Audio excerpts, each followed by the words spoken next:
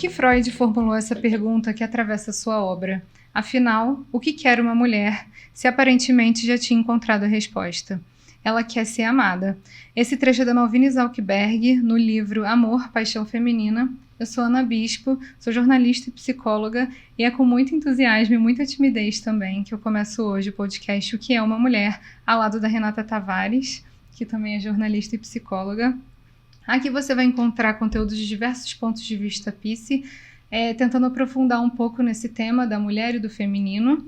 E hoje a gente vai falar com a psicanalista, psicóloga, professora universitária e pesquisadora do feminino na clínica psicanalítica, Ana Carolina Venâncio. Seja bem-vinda, Carol. Obrigada, é um prazer estar aqui com vocês. É um prazer te receber, Carol. É um prazer.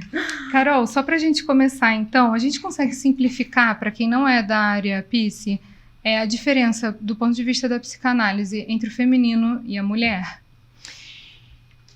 Então, né, a gente tem que separar um pouco o que é social, né, e a psicanálise é atravessada pelo social, então nem sempre dá para separar muito, mas é que quando a gente, e aí aqui não vamos trazer uma discussão sobre os gêneros que existem, porque isso vai levar um outro tipo de discussão e depois a gente pode fazer.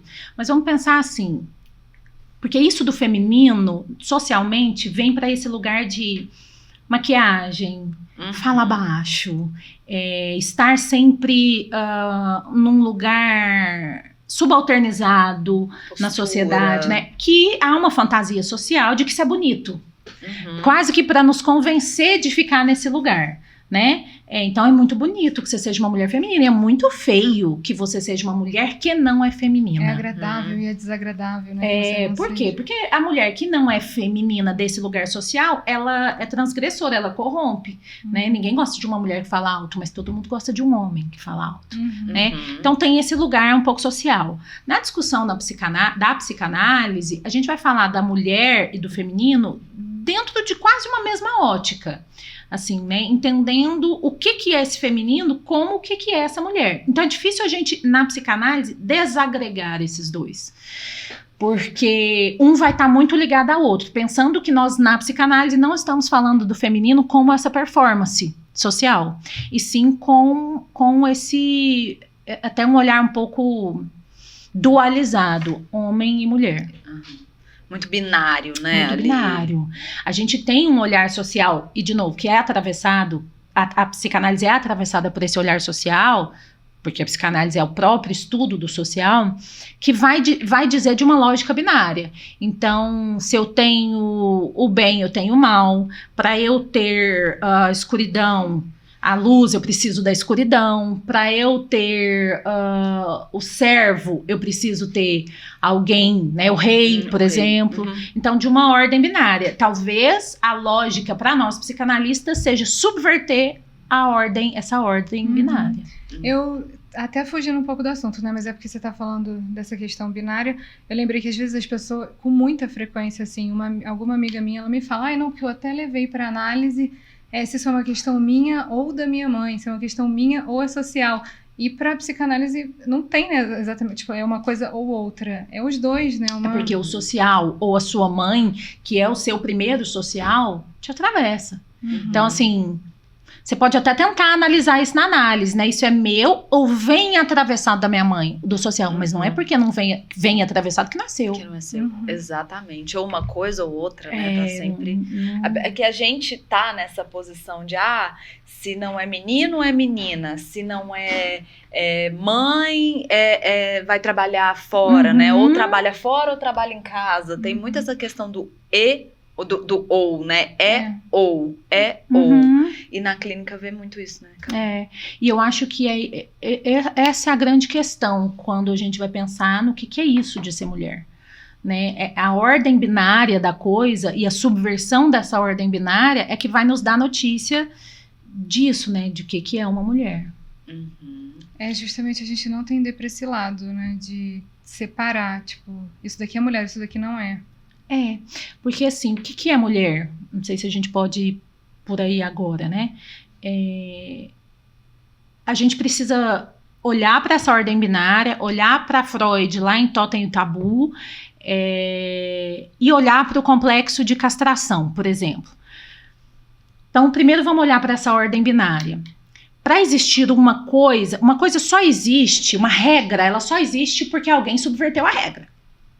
Uma regra, ela não existe quando ninguém subverteu a regra. Então, se eu tenho uma lei que diz que não pode matar, porque se você matar, você vai preso, é porque tem alguém matando.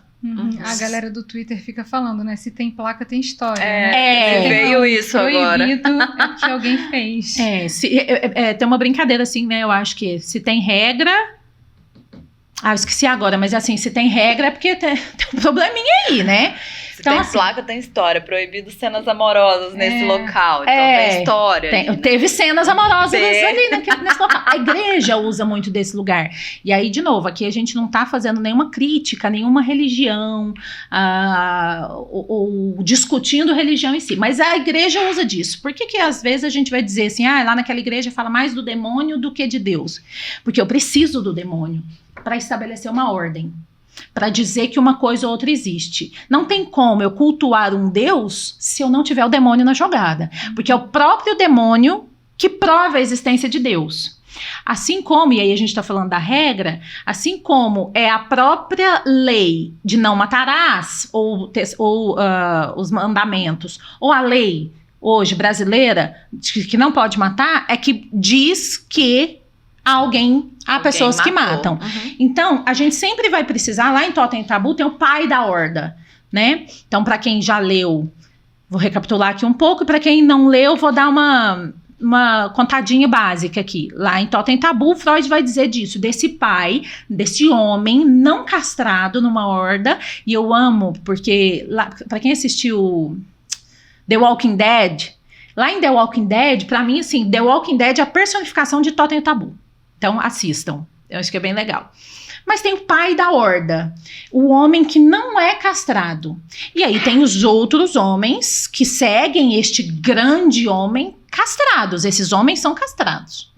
Então, o que prova a existência do homem? Existe um homem não castrado e existem os castrados. Então, tá vendo aqui, ó, dualismo? Tem o homem não castrado e tem os castrados que olham para esse homem castrado e endeusam esse homem, esse homem que não é castrado, esse homem que pode tudo, que manda tudo.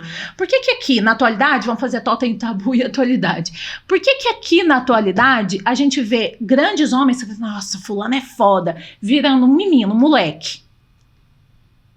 Porque, na verdade, ele não é o pai da horda. Né? É uma fantasia... Uma fantasia que ele sustenta. Que ele sustenta, mas ele é completamente castrado. Mas... numa visão falocêntrica, para o homem, existe o homem não castrado. Vamos dar um exemplo? Na igreja, a gente pode falar do pastor ou do padre. Ele não é castrado, ele pode tudo. Ele que determina se você está errado ou certo. Ele que interpreta a Bíblia e te conta para os castrados. Te dá essa interpretação que você deve seguir, né? Na política, a gente tem pessoas que vão acreditar que o Bolsonaro é o não castrado. E a gente tem pessoas que vão acreditar que o Lula é o não castrado. Então tem isso, o Lula é um pai. O pai não é castrado. Vamos pensar em complexo de castração? O pai, para criança, ele não é castrado. Ele, inclusive, ameaça o meu falo. Então, o Lula é um pai. Depois, do lado de cá, tem o Bolsonaro, que ele pode falar qualquer bobeira, porque não é isso que ele quis dizer. Quer dizer, não é castrado. Ele pode tudo. Ele pode, inclusive, falar que imitar as pessoas morrendo sufocadas. Tá tudo bem, porque ele é um não castrado, a fantasia do não castrado. Beleza, então eu tenho essa simbolização do homem, do próprio falo, e tenho os homens castrados na horda, lá em Totem e Tabu. Mas e a mulher? A gente tem as mulheres castradas. Quem é a mulher não castrada? Não tem. Então é por isso que Lacan vai falar que a mulher não existe. Não existe. Porque não tem existência. Ele vai dizer, a mulher não existe. Esse a mulher tá falando... porque as pessoas interpretam assim, nossa, Lacan, ele é machista. Ele tá dizendo que o homem existe, que a mulher não importa. Quando ele diz, a mulher não existe, é porque a pessoa precisa terminar de ler o seminário de Lacan para entender isso. E geralmente a pessoa não termina, né? Tem até meme na internet, falar, eu não entendo Lacan. Quando ele diz... É a pessoa que termina. Quando ele diz... a mulher não existe, ele está dizendo que não existe esse lugar que determina uma performance de mulher. Ele está dizendo assim, e aí ele continua, vamos sair do A Mulher Não Existe, ponto final. E tanto é que Simone de Beauvoir, ela vai trazer isso, quando ela vai falar do segundo sexo. Ela ancora em Lacan e ela vai dizer isso. A Simone de Beauvoir, o Lacan, a Virginia Woolf, enfim, eu acho que todas as mulheres que eu já estudei, que estudam a questão do feminino, elas colocam o feminino nessa coisa do vazio, como é que eu vi uma pessoa falando há pouco tempo que é o sem limite, assim, né? Mas é o sem limite no bom sentido. As pessoas enxergam isso como se fosse ruim. E pelo contrário, é bom. Ele está dizendo assim, a gente não vai dar conta de explicar a mulher. Lacan vai fazer um retorno a Freud. Freud lá no início, quando ele diz assim, quando ele vai começar a estudar a mulher, e você vê, né? Ele é uma vítima do próprio tempo. Ele era machista? Sim, uma vítima do próprio tempo. Ele tenta ir. O negócio é que ele não vai. Ele tenta ir, mas ele volta. Chega, bate e volta. Porque ele percebe... Pode falar a palavra? Não. Pode, vontade. Ele percebe que fudeu. Não tem como. Não tem como ele fazer o que ele fez. Todo esse estudo que ele fez do homem, do processo... Porque o complexo de castração, ele é feito para o homem. Ele percebe que quando ele vai enveredar para a mulher, ele não consegue. Então é isso que o Lacan vem reforçar isso. Dizer, bom, a mulher não existe. Porque ela é algo... que não é de uma visão dualista, não dá conta dela. Porque qual que é a tentativa, em certo momento da psicanálise, em todos os momentos da sociedade? É colocar a mulher como contraponto do homem. Sim. Igual a gente está falando do pai da horda, que não é castrado, e os homens castrados, a gente coloca o homem como falocêntrico, como o detentor do falo, e a mulher como castrada. E a mulher detentora do cuidado, aquela que vai lá, que cuida de tudo, subjugada, de todos, que tá sempre ali embaixo. Então a gente vai dizer, antes da gente passar para esse lugar de a mulher não existe, é como se a gente pudesse dizer, a mulher existe a partir do homem. A mulher existe em contraponto o homem. Então é o homem, e o outro, a mulher. Tipo o original. O original. E é uma visão bíblica, né? Sim. O homem que veio do quê? Do pó. Do pó de Deus. E a mulher é o quê? Um pedacinho do homem. Então ela existe em contraponto ao homem. Lacan vai dizer exatamente o contrário. Ele vai dizer, opa, a mulher não existe. Ela não existe no sentido, e aí ele continua, ela não existe no sentido de que nós não vamos dar conta de fazer um contraponto. Ou seja, eu gosto de pensar nisso como a liberdade de existência. Se o homem existe, ele existe para aquilo. Se a mulher não existe, a minha existência, aí sua amiga pode falar. Eu vou levar isso para análise, porque a existência dela, ela que vai escolher. Então é nesse aspecto que a mulher não existe. Ela não existe porque ela transcende a existência. Lindo isso.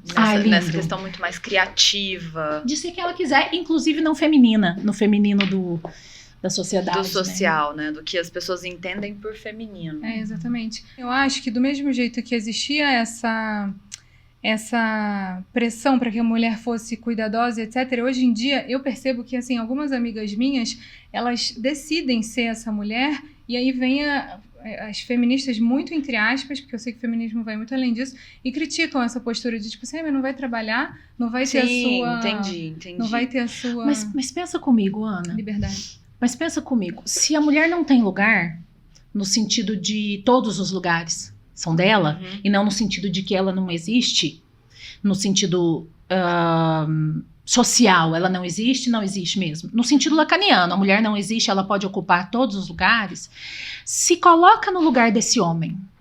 Porque é exatamente isso, e eu acho que essa é a questão do feminismo, entrelaçado com a psicanálise, e que eu acho que um ajuda muito o outro, e o outro ajuda muito um, né, ainda nessa visão binária. Se coloca no lugar desse homem que é castrado, mas que performa uma fantasia de que ele não é castrado, como que ele vai lidar com essa mulher que não existe, que é livre? Então, o que é o movimento machista e patriarcal do mundo? Ele é um movimento que vai tentar encapsular a mulher. Então, se a mulher não existe, ela pode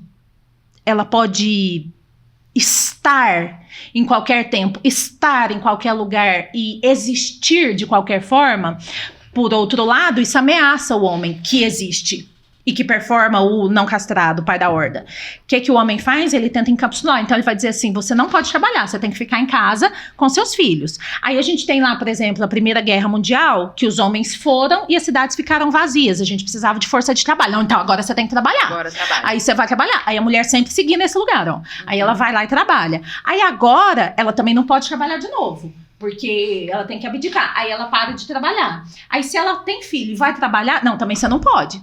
Então eu o tempo inteiro tentando encapsular essa mulher. Se a gente for olhar isso, embora eu não seja fã da autora, a gente tem um livro que vai falar muito disso, que é o Mito da Beleza. Ele vai dizer como a própria beleza estética tenta encapsular essa mulher. Então assim, agora o peito bonito é o peito grande. Aí todas as mulheres colocam silicone. Aí quando tá todo mundo de silicone, agora o peito é bonito é não ter peito. É não ter peito. Aí todas as mulheres tiram o silicone. Agora, bonito é a sobrancelha muito fina. Todas as mulheres arrancam os pelos. Não, mas agora bonita é muito grossa. Aí as mulheres não têm pelos mais, elas têm que tatuar. Então percebe como um movimento sempre de fazer o contrário do que Lacan diz. Dizer assim, a mulher existe. E ela é isso. A mulher existe e ela tem que ser feminina, ela tem que ser mãe e ela tem que ser tarará. É exatamente o contrário de Lacan. Ele vai dizer assim, a mulher não existe porque ela não tem que nada. Ela não tem um contraponto para existir. Se o homem é macho, olha como que o homem... Gente, olha como que homem é fragilizado. Eles não podem chorar, eles têm que ter uma performance de macho, eles têm que ser forte, eles têm que não sei o quê. E eles adoram esse lugar de que o homem existe, eu sou detentor do falo. Em contraponto, eles são tão frágeis que eles precisam que a gente performe para justificar a existência deles. Por que, por exemplo, num casal, eu tenho um casal, um homem, né, detentor do falo, e aí vem uma mulher, e essa mulher, ela não existe. Ela vai se compondo, livre. Ela é livre. Homem gosta disso? Não. Essas mulheres vão dizer, os homens têm medo de mim. Claro que eles têm medo. Por quê? Porque ameaça a existência deles. Se ela não existe dentro de uma cápsula, dentro de uma performance, isso ameaça. Se ela é foda, se ela é forte, se ela ganha o dinheiro, se ela não tem medo de falar, se ela fala alto, por exemplo, se ela dá conta do espaço dela, então quem é o homem nesse casal? Não à toa, tá meio crescente, assim, né? Pelo menos do que eu venho recebendo em relação ao conteúdo, esses conteúdos dos chamados Red Pill, né? Em que eles parecem esse movimento crescendo cada vez mais. E com mulheres que endossam esse movimento. Esse lugar, assim, né? Do homem e da mulher nos relacionamentos heterossexuais, né? Que eu acho que eles nem consideram, os que não são. Mas, enfim, eles colocam dentro de caixinhas mesmo, né? E é uma regressão, assim, né? A esses movimentos que aconteceram de mais liberdade e de empoderamento feminino, né? Mas vocês entendem essa questão de por que o Red Pill existe? O Red Pill existe porque ele tá ameaçado. Se você for olhar... Eu amo, isso aqui vai pro YouTube? Uou! Eu acho que a gente pode tirar só do Twitter, porque o TikTok, Instagram... Porque no YouTube o movimento do Red Pill é muito importante. E aí é lógico que nós vamos apanhar ainda mais 3 mulheres, né? Por quê? Porque a mulher, ela ameaça o Red Pill. Você vai ver que no discurso do Red Pill ele vai falar assim, as mulheres só querem seu dinheiro. As mulheres só querem não sei o quê. As mulheres querem te destruir. É quase uma criança, é quase um bebê lutando contra o vilão. Por quê? Porque eles não podem ter alguém à altura deles. E aí eu vou fazer um parêntese aqui muito importante. Nós nunca estamos à altura deles, porque geralmente estamos mais altas. E aí aqui eu tô fazendo juízo de valor. Mas eles não podem lidar com o fato de que pode ser que essa pessoa coloque no mundo toda a potência que tem nela, isso pode me apagar. Isso pode me desfragmentar enquanto ser humano. Porque o ser humano homem é esse, Red Pill, branco, hétero, tarará, hétero, top, tal. Esse cara, a existência dele está no falo.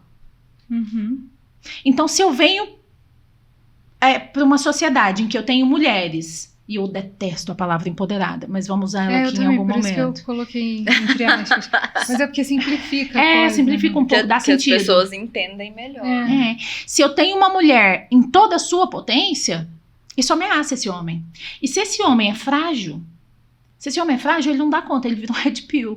Agora, você vai ver homens muito conscientes da sua existência, sendo casados, sendo parceiros, bons irmãos, bons pais, bons maridos, bons namorados, com mulheres muito donas da sua existência. Uhum. Eu tenho um pouco a impressão, assim, falando de um ponto de vista de opinião mesmo, assim, de que a gente tem um modelo, né? Não tem como negar, né? Culturalmente é assim que é. O cara trabalha, a mulher cuida dos filhos, etc. Que é o que a Carol trouxe do patriarcal, né? O que a gente vive hoje, né? Exatamente. E eu tenho um pouco a impressão de que sair desse modelo, ele dá um trabalho, assim, né? Tipo, você começa a ter que colocar a cabeça pra funcionar. E eu tô falando isso não só de relacionamento, mas da vida mesmo, assim, né? De como você performa a feminilidade, de como os homens performam masculinidade, enfim, eu tenho essa impressão, sabe, de que colocar nessa caixinha tira um pouco do trabalho, assim, é uma coisa meio preguiçosa, assim mesmo, sabe, de tipo porque assim, as pessoas param de pensar, param de analisar mesmo, de fazer a própria análise, de aprofundar em si, porque aprofundar em si dá trabalho, né? E dói, né? E é dolorido, não é? Ensina um relacionamento. Exatamente, não é algo que você vai lá pra ganhar um carinho, você vai pra uma lapada mesmo, né? E assim, isso que você tá dizendo, me lembra quando você mesma mencionou as mulheres que apoiam o movimento do Red Pill, né? E aí, a gente pode falar, por exemplo, de uma visão freudiana, que eu acho que Lacan vem e elabora um pouco melhor, que ele vai dizer assim, a mulher quer ser amada. Era isso que a gente, né? A gente inclusive começou o nosso podcast com essa frase. Da onde vem esse olhar, né? Freud vai falar de dois movimentos de castração. Ele vai dizer de um movimento do menino que tem um apaixonamento, né, pelos pais, e aí ele vai percebendo no pai, esse pai da horda, que ele pode cortar aqui meu pau, né, meu pinto, e aí ele acha que é isso, o falo, e aí eu acho que é legal a gente desmistificar isso. Sim. Porque nesse momento as pessoas param na teoria de Freud e acham que o Freud está falando por isso que eu uso a expressão pau, pinto. Porque quando você é uma criança, esse é o objeto de poder que você é criança e você entende. Mas Freud não tá falando disso. Não à toa ele não chama de pinto, ele chama de falo. Para dizer de um lugar que quando você é homem, você ocupa. Então, só que quando você é criança, você pensa no pinto mesmo. E aí ele entende, bom, papai tem, ele vai cortar meu pau. Eu vou ficar sem. Porque se eu ficar aqui mexendo com a minha mãe, se eu ficar aqui apaixonado pela minha mãe, né, nós vamos competir, papai é mais forte. Pequeno Hans, que é um caso de Freud, quem não leu, leia, vai dizer disso aí, de um medo, que depois ele realoca esse medo no cavalo, né, mas ele vai dizer de puta merda. Papai vai cortar meu pinto agora. E aí ele faz um movimento de separação, e essa é a castração, então esse pai interdita a relação dele com a mãe, e aí ele fica castrado, e aí ele consegue mudar o objeto de desejo dele. Então deixa de ser a mãe e começa a ser outras coisas, né? Que aí a gente vai continuar falando aí de mudança de objeto, de apaixonamento. A menina, Freud vai dizer mais ou menos assim, que ela tem esse apaixonamento pelos pais. Ela percebe o clitóris como esse pinto que não se desenvolve. E aí ela por isso que Freud vai falar da falta do pênis. Por quê? Não tem como você sentir falta de uma coisa que você nunca teve. Então ela teve. Né? Ela entende o clitóris como esse pênis que vai se desenvolver. Só que aí ele não desenvolve. E aí ela sente falta. E aí a falta, não do clitóris que não desenvolve vira um pinto, mas do lugar que o homem ocupa. E aí vamos discutir esse lugar? Quando você é criança, vamos falar, sei lá, de 4 anos, que é mais ou menos a idade que acontece a castração. O menino vai jogar bola. Você tem que sentar de perna cruzada. E cuidar de uma boneca. E cuidar de uma boneca. E aí te ensinam que é muito bom cuidar de uma boneca. Então, como que isso reverbera lá na clínica? A mulher que dentro da clínica chora e fala, eu odeio ser mãe. Só que ela não pode falar isso fora da clínica. Ela não pode pensar nisso lá na casa dela. Porque senão, que tipo de mulher que você não gosta do seu filho? Ingrata. E ela gosta do filho. Você é ingrata, ela ama o filho. Seu filho é saudável. Ela ama o filho, mas ela odeia ser mãe. Só que não tem lugar pra ela no social. Então ela trata na análise pra quê? Pra eu ensinar ela a ser mãe? Não, pra ela sustentar o odiar ser mãe. Porque o que acontece é que ela não sustenta. Por quê? A cápsula. Na cápsula, ela tem que gostar de ser mãe. Estourar a cápsula e não existir, dói. É dolorido. É dolorido, porque você leva bomba toda hora. Isso que você está falando é outra coisa que eu vejo muito, assim, nas redes sociais e, enfim, nos programas de conteúdo em geral. É tipo uma rixa, assim, né? Entre a mulher que fala da maternidade como se ela estivesse demonizando e a mulher que fala da maternidade numa romantização Fantasiando. assim. Fantasiosa. Mas essa mulher, lógico que tem mulheres que amam ser mães, mas essa mulher que fantasia a maternidade é essa mulher que apoia o Red Pill. Por quê? Exatamente. Porque aí o Freud ele vai continuar dizendo do complexo de castração na menina assim. Ela percebe que ela não tem o falo, então ela começa a terceirizar o falo. Então ela se apaixona pelo pai.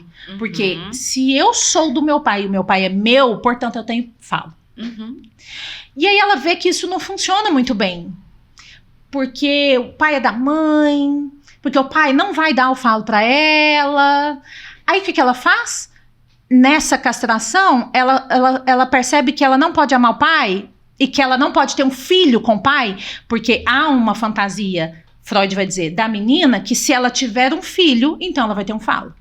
Aí ela percebe que ela não vai poder ter um filho com o pai. Então muitas meninas, né, isso chega na clínica, muitas meninas ainda apaixonadas pelo pai, muitas crianças muito apaixonadas pelo pai, rivalizando com a mãe, né? Ok, ela percebe que isso não vai rolar num sustentamento aí saudável, psíquico, ela percebe que isso não vai rolar, ela muda o objeto de amor, aí ela muda para outro homem. O objeto de amor. E aí, de novo, vamos falar aqui do que acontece. Geralmente bem semelhante ao pai. E isso acontece com o menino também, que vai procurar uma mulher semelhante à mãe. Mas aí ela muda para um homem bem semelhante ao pai, geralmente, para satisfazer esse desejo pelo pai, que é completamente comum. A gente não tá falando de incesto, de nada nesse sentido. A gente tá falando do momento que o incesto não acontece. Exatamente, uma saída pro incesto. Uma saída pro incesto. E aí ela vai lá, se relaciona com o homem, e aí ela tem um grande sonho, que é o sonho da mulher que apoia o Red Pill. Ela vai dizer, eu quero ser mãe, eu quero ser casar. Esposa do pai da horda. Que é, aí eu vou ter o falo. Eu vou performar de modo que ele goste tanto de mim, porque eu vou ser tão submissa, que ele vai me dar um filho, que vai ser o falo. Esse filho vai me dar poder, vai me dar lugar na cápsula.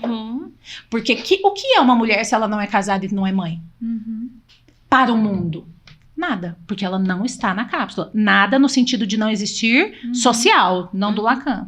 Então essa mulher que apoia o Red Pill, essa mulher que vai defender uma maternidade fantasiosa, eu poderia dizer que é uma mulher bastante adoecida, assim, não é culpa dela. É uma mulher muito adoecida que precisa fazer esse tipo de fantasia para sobreviver. Porque se ela tiver que peitar o mundo, no sentido de não existir, ela morre. E aí, por isso que algumas mulheres procuram questão de sobrevivência. É uma questão de sobrevivência. Uma estratégia que ela descobriu ao longo dos anos da vida, para que ela possa existir encapsulada através do outro. Essa mulher vira... Porque aí o Red Pill, ele é o quê? Ele é o homem não castrado. E ela é o contraponto do homem não castrado. Que é o homem que fala o que quer. Que não tem filtro, que age como quer. Que ele é muito esperto. Pra ela, ele é o Deus. Que ele é muito esperto, que mulher nenhuma passa ele pra trás, porque todas as mulheres querem passar ele pra trás, né? Então, essa todas mulher... Todas as mulheres querem o dinheiro dele. Que geralmente é pífio, o dinheiro dele. Então, assim, essa mulher é que dá existência pro Red Pill. E é de novo essa questão... do uma coisa ou outra, né? Ou isso ou nada. Ou aquilo.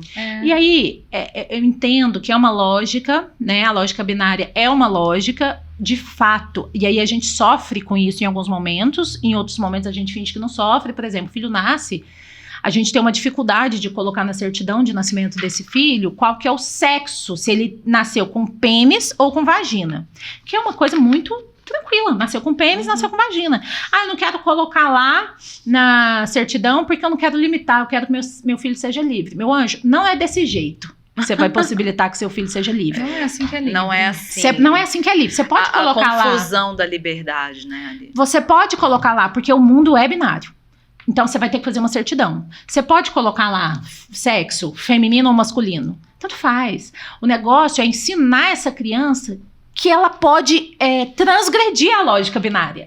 Eu acho que esse é o papel da psicanálise. Exatamente. É que a gente possa transgredir a lógica social. Exatamente, e é bem isso que estava na minha cabeça, assim, tipo, a gente tá falando de uma coisa ou outra, e nessa da gente ter que escolher um lado ou outro, homem ou mulher, ser a mulher do casada ou não ser nada, parece que não sobra espaço, tipo, para uma subjetividade, né? De, tipo, ser assim, mãe o ou que não desse ser lado mãe, aqui né? funciona, o que do outro funciona, e é aquele negócio, tipo, você vai tendo um trabalho, uma angústia, uma coisa tão grande, eu particularmente não daria conta se não fosse análise. Então, enfim, eu acho que para além de não sobrar espaço para essa subjetividade, a gente tem mais trabalho, assim, né? Uma coisa que você tem que parar de ter essa preguiça de ser, né?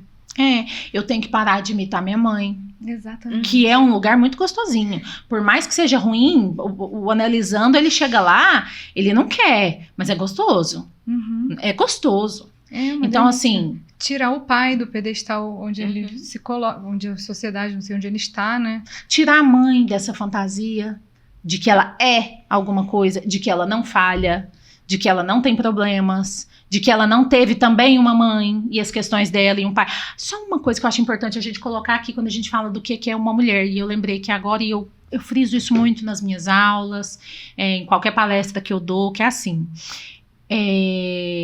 Há um pensamento de que a psicanálise é machista. É o que eu disse. Freud foi uma vítima do próprio tempo. Não uma vítima no sentido de que ele não teve culpa, mas assim... Mas a gente viveu naquela época. Da impossibilidade era o que era possível para ele, eu acho que ele fez milagre. Ainda fez muito com o pouco recurso que tinha, né? Eram recursos escassos. E ele e pra você ver, né, como que ele começa a estudar a mulher e ele para, porque me dá uma sensação que em algum momento ele pegou assim os cadernos dele e pensou assim, eu sou vítima do meu tempo. Quando eu desenvolver isso aqui, atravessado pelo meu tempo, não vai ser uma boa tese. E aí ele para e vai desenvolver o que ele vai conseguindo.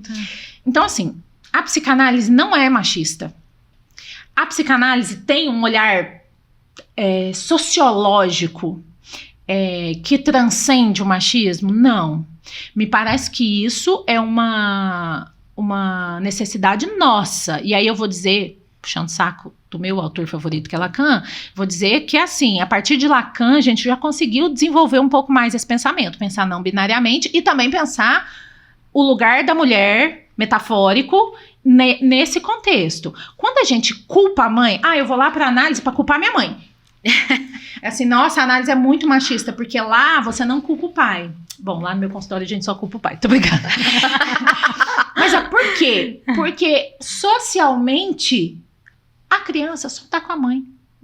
É o universo, né? O universo tá na mão da da mãe. criança é a mãe. Então, assim, não é que é culpa da mãe porque ela é mulher. É culpa da mãe porque é a única que tá lá. Assim como também é culpa da mãe todos os passos que são dados saudavelmente. É que a gente não vai falar do que é saudável no consultório. A gente vem trazendo essas mazelas. E aí eu brinco muito com os meus alunos, né? Eu falo, gente, a gente traz a mãe para esse contexto, né? Lá em análise, mas assim, a mãe, ela esteve. O pai, não é que ele não é culpado, ele não esteve. Não é que ele, o pai fez tudo certo. Não, ele nem tava lá. Eu costumo falar, eu falei primeira vez na análise, e ela riu, e a gente riu também, porque depois que eu me tornei mãe, né, por que eu entendi por que minha mãe era estressada e o meu pai era o legalzão. Por que o meu pai era o massa, e assim, até hoje ele é o mais legal, né? Porque é trabalho, e ela tá ali o tempo todo, é exaustivo. E o tanto que isso nos coloca numa rivalidade com a mãe. Sim, muito. Porque eu já tenho um interesse falocêntrico pelo meu pai. E aí minha mãe ainda é chata? Meu pai deixa tudo e minha mãe ainda é chata? Não, meu pai é legalzão e a minha mãe é chata. Melanie Klein vai falar da mãe fazer a castração. Exatamente. Por isso, porque Melanie Klein vai falar desse lugar onde a mãe é que é responsável. Porque é a mãe que tá lá todo o tempo. O tempo todo. Então, assim, não é que na análise a gente vai culpar a mãe. É que o pai não existe. Ele é um zero à esquerda. E aí, pensa comigo. O pai troca uma fralda por dia. A mãe troca 8. Nossa, é um bom pai. Troca tão Olha, bem. meu marido, tem isso, né? O meu marido, ele é super participativo. Meu marido, olha, ele chega do trabalho, ele vira à noite sem dormir, às vezes eu que durmo, assim, ele é quase um herói. E aí a gente coloca isso pro bebê que a gente tá criando. Né? Seu pai é ótimo, né? Seu pai, ele é melhor do que muitos pais por aí. Geralmente ele faz o quê? Quase chega no básico, né? No máximo um básico. E ele é endeusado. Então, assim, é que a mãe, ela é a atriz principal da análise, sim. Mas como atriz principal. Como chão para sua existência. Eu brinco assim, que ela é a terra.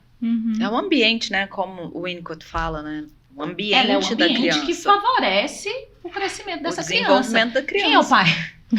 Quem é o pai? Quem é, gente? Então, assim, não, só deixar isso posto aqui, porque eu acho que é importante a gente desmistificar essa coisa que Freud e a psicanálise são machistas. Não, eu acho que isso também depende do tom da psicanalista, da psicóloga que você procura. Né? Então, procurar um psicanalista, um psicólogo, não é tão fácil quanto procurar um endocrinologista.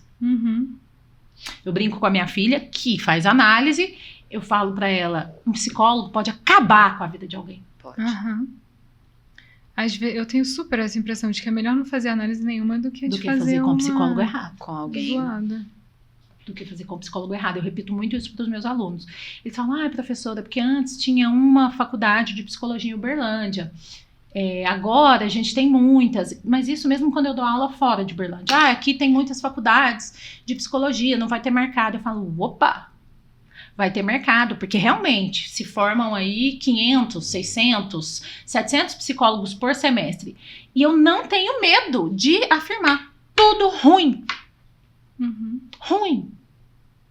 Por que um psicólogo, eu, por exemplo, tem a agenda cheia? É porque eu sou ótima? Embora eu seja. Mas é porque eu sou ótima? Não, é porque eu tenho o mínimo de senso.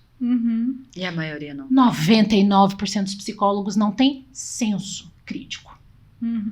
Então, sim, você, estudante de psicologia, pode ficar tranquilo, porque a gente tem duas crescentes aí. Primeiro, um mundo mais aberto à saúde mental, pessoas que nem cogitavam essa possibilidade procurando. Então, a gente, em termos de mercado, a gente tem um aceleramento.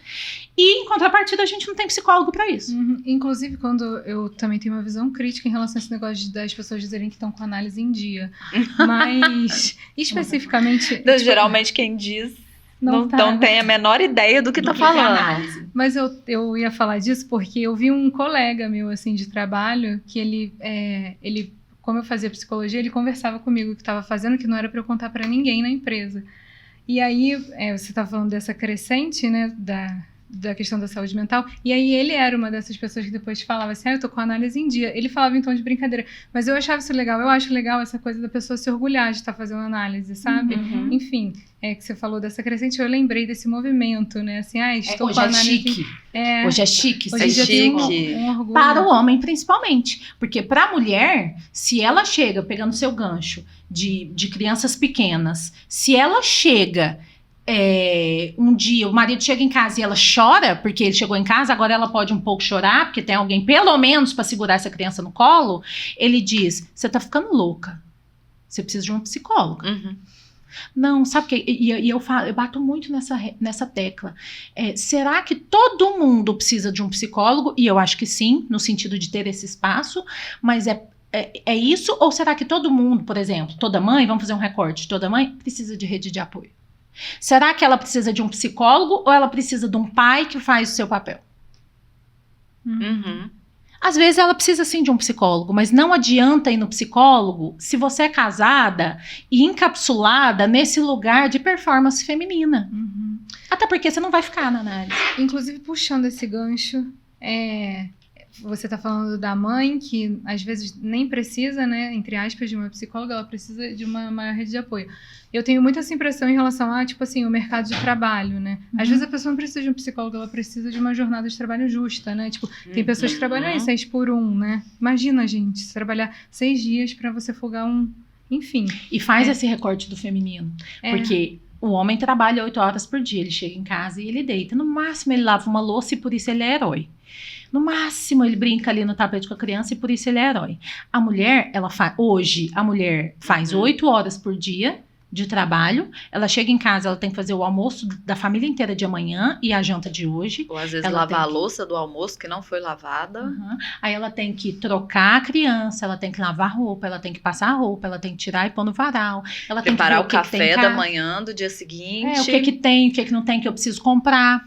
Então, o mundo, ele existe para massacrar a mulher. Por que a mulher aceita ser encapsulada? Porque, de alguma maneira, isso traz algum conforto. Horrível, mas é gostosinho.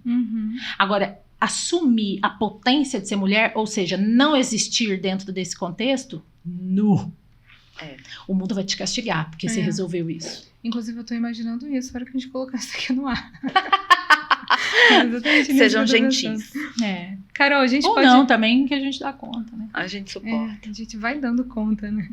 A gente pode falar que o mercado de trabalho... Eu acho que o estilo de vida, assim, no geral, ele dá menos espaço pro feminino mesmo, não necessariamente pra mulher, mas pro lado feminino das pessoas... Eu acho que o mundo, não só o mercado, eu acho que o mundo, ele faz desse lado feminino, e só um recorte aqui, a gente tá falando de feminino social, não psicanalítico, né, dessa performance de feminilidade. Eu acho que o mundo, no geral, ao mesmo tempo que ele dá menos espaço, ele cobra mais, que esse é o jogo. Eu te dou menos espaço, mas eu te cobro mais, porque aí você fica mais envolvida, e esse é talvez uma das bases do feminismo, né? A gente derrubar essa expectativa do mundo ou suportá-la, como nós falamos aqui, e continuar não existindo num sentido de liberdade para além disso. Então eu posso ser mulher sem performar feminilidade. Entendi. Então, eu lembro quando eu formei, né, tinha muito isso, assim, quando você formar, como você atende um outro público, né, eu digo isso porque tem pessoas que atendem dentro de instituições, eu atendo clínica, que é um lugar um pouco separado, de pouco acesso às pessoas, geralmente pessoas que têm mais grana, para isso é caro, tratar a saúde mental é caro para o paciente e tal. Então as pessoas falavam assim para mim, você tem que se vestir melhor, você tem que usar um salto para te dar certa autoridade, você tem que falar baixo. Como que você vai ser psicóloga se você fala alto? Se você fala palavrão. Se você fala palavrão, se você é estressada, se você briga. Então, eu tô falando só do mercado de trabalho, hein? Na minha profissão, na nossa profissão, há essa expectativa de feminilidade, né? Inclusive para ser psicóloga, e é uma profissão muito feminina, em termos de gênero. E transgredir essa regra, o mundo te ameaça, você não vai ter paciente. O que a mulher que acaba sendo engolida por essa cápsula que a gente falou faz? Ela abre a porta da cápsula e entra. Ela fala, bom, eu preciso de dinheiro, preciso cuidar dos meus filhos, eu preciso pagar o aluguel, e aí eu tenho que pôr silicone ou tirar, e aí eu tenho que fazer a sobrancelha ou não, e aí eu tenho que usar brinco, né? Então eu preciso me adequar. Aí ela se adequa dentro dessa caixa e performa. Só que assim, o mercado vai te impedir que você performe. Então, por exemplo, se você for uma chefe em uma empresa super feminina, você é puta. Você tá lá porque você deu pra alguém. Você é chefe porque você deu pra um homem. Lembra? Eu ia falar sobre isso agora, na questão do corporativo, né? A mulher feminina no corporativo, ela não tem muito espaço. Mas aí a masculina também não. Mas eu percebo um pouco mais a masculina, um pouco mais com mais espaço na liderança. A gente trabalhou junto no corporativo, a gente via muito isso. Inclusive, meu apelido era sargento, lembra? Então, porque mas é isso, eu tinha tá performando um homem. Que performar um homem para ser vista enquanto líder. E quando eu tive consciência disso, eu não fiquei. Então, a mulher, em alguns ambientes, dependendo da cultura da empresa, ela precisa performar como um homem para sobreviver naquele ambiente. Porque só aceitamos homens aqui. Exatamente. Quando eu digo que a mulher masculina ela não tem espaço, é isso. É nesse sentido, vamos voltar lá no Lacan, a mulher não existe. É assim, você, para existir aqui, você tem que ser homem. Existir no sentido literal da palavra, no sentido social, raso, senso comum. Para você existir aqui, você tem que abdicar de ser mulher. Sim. Porque ser mulher é isso. A mulher não existe, porque é como se Lacan estivesse falando assim, ela pode ser super bem sucedida e não ser feminina. Ou ser feminina. Ou médio feminina. Ou tanto faz. O mercado de trabalho importa. Diz... Ou você Aqui vem numa não. caixa, ou você vem numa caixa e performa o homem então, porque aqui só cabe homem, ou nós vamos te expurgar daqui. Quantas vezes eu já não ouvi em ambiente, principalmente no ambiente corporativo, essa coisa da mulher que não sei o que lá, eu tava lá na reunião, coloquei o pau na mesa, né? A própria mulher A fala própria- isso. E orgulhosa. Sim, eu botei o pau na mesa e mostrei quem eu sou. Olha que lindo, né? Olha que lindo. Olha se não é a comprovação da teoria freudiana. Do Eu falo. falo. Ela botou o pau na mesa. Ela tem pau? Não. Mas é um pau subjetivo, é um pau de lugar. Exatamente. Eu não tenho pau, mas eu adquiri, assim como a criança tenta adquirir do pai, depois ela vai crescendo, ela tenta adquirir do namorado, depois ela vai crescendo, ela quer um filho para ter o pau.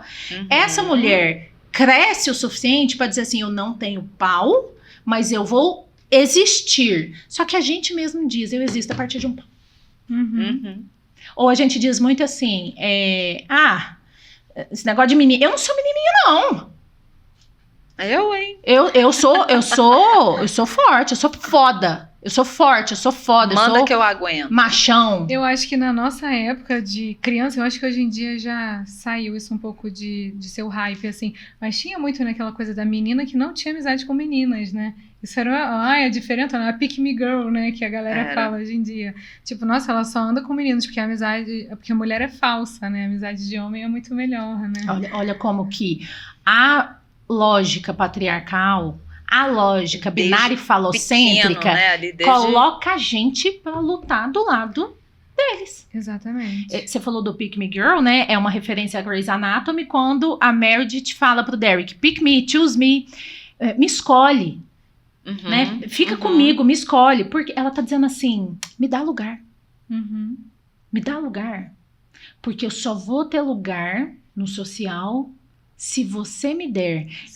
E eu acho isso uma maravilhosa forma da gente entender o contraponto do Lacan, quando ele diz a mulher não existe. Ele tá dizendo, o lugar é dela, vocês não vão conseguir fazer esse quadrado. Não é porque o Derek escolhe a Meredith que ela vai ter lugar.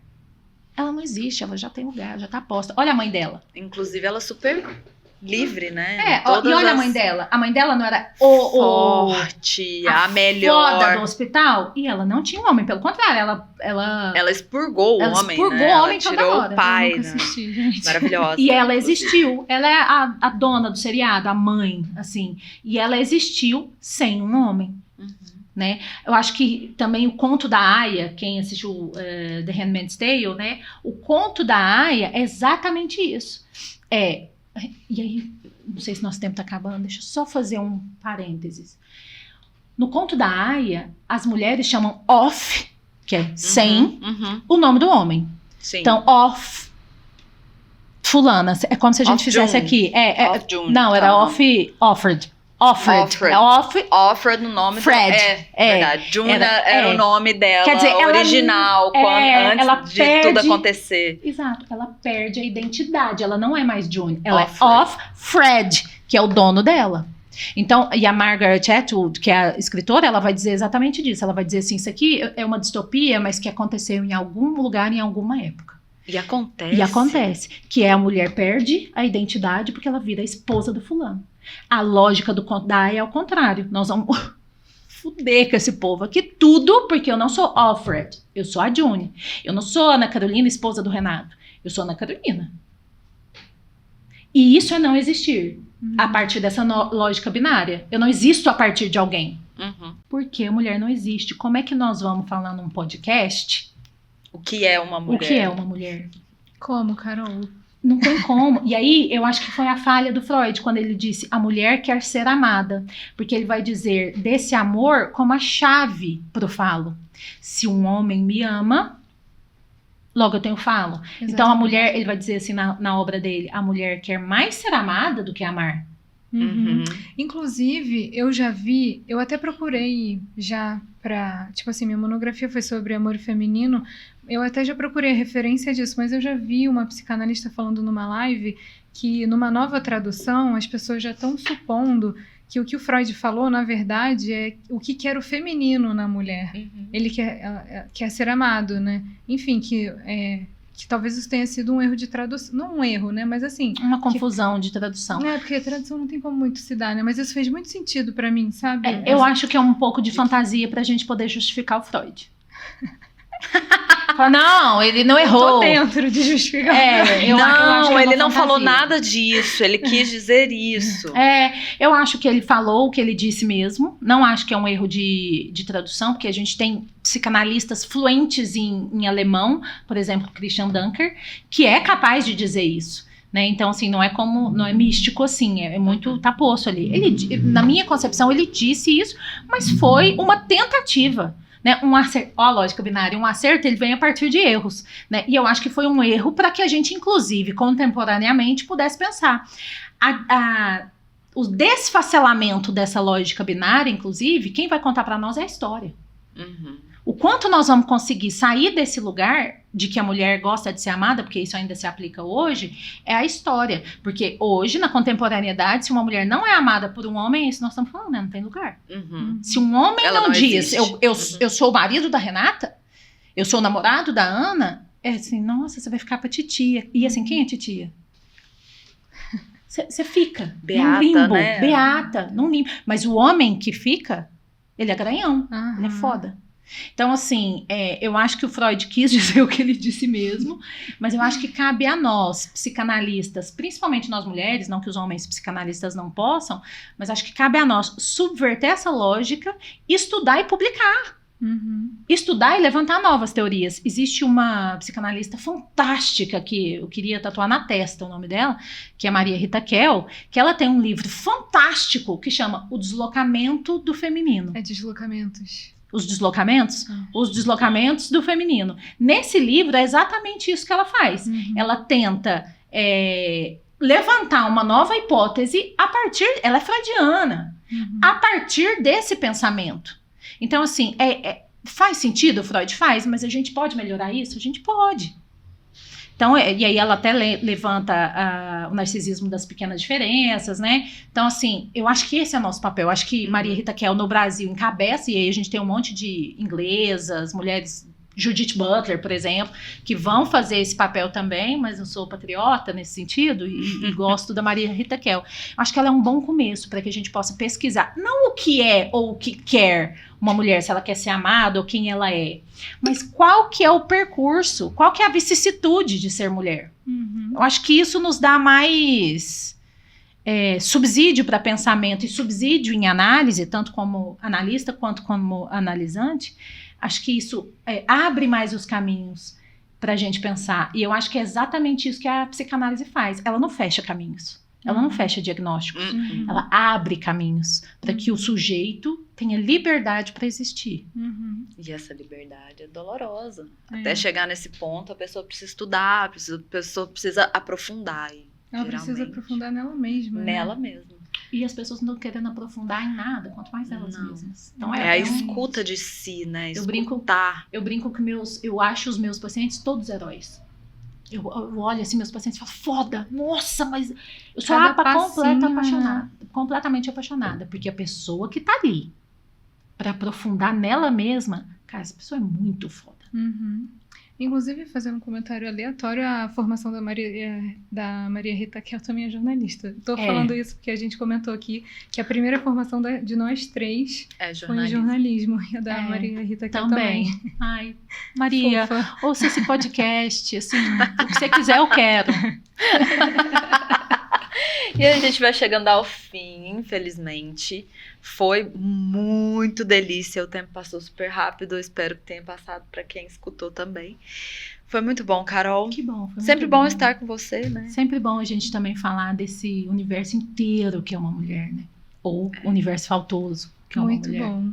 Obrigada, Carol, pela sua presença. Foi muito, agregou muito mesmo aqui hoje. Que bom. Vamos continuar pensando sobre isso. Vamos.